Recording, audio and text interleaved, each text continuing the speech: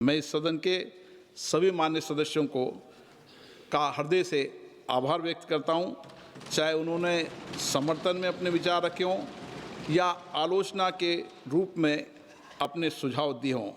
लोकतंत्र की यही विशेषता है, यहाँ हर आवाज़ सुनी जाती है और हर दृष्टिकोण को महत्व दिया जाता है।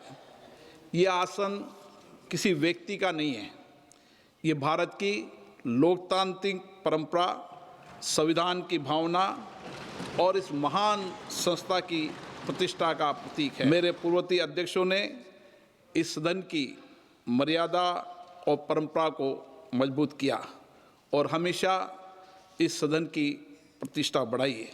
संस्थाएं, मर्यादा और परंपरा स्थायी रहती है।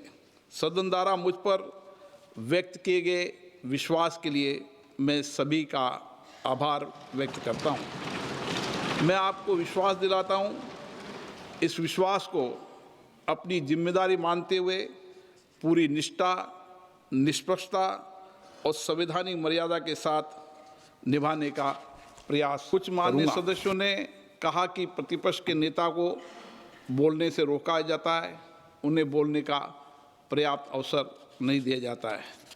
कुछ माननीय सदस्यों का यह भी मानना था कि प्रतिपक्ष के नेता सदन से ऊपर उठ करें किसी भी विषय पर बोल सकते हैं, ये किसी को विशेषाधिकार नहीं है। मैं स्पष्ट करना चाहता हूँ, सदन के नियमों से चलता है। सदन के कार्य संचालन नियम सदन द्वारा बनाए गए हैं, न सरकार ने न प्रतिपक्ष ने। ये नियम मुझे विरासत में मिले हैं और इस सदन में सभी सदस्यों के लिए नियम समान रूप से लागू है। प्रतिपक्ष के कुछ सदस्यों ने माइक बंद करने का विषय भी उठाया।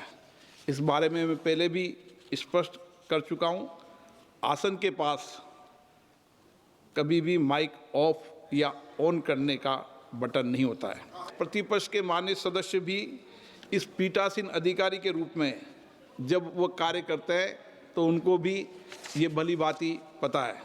सदन में ये व्यवस्था है, जिस माननीय सदस्य को बोलने की अनुमति दी जाती है वही माननीय सदस्य उसका ही माइक ऑन होता है।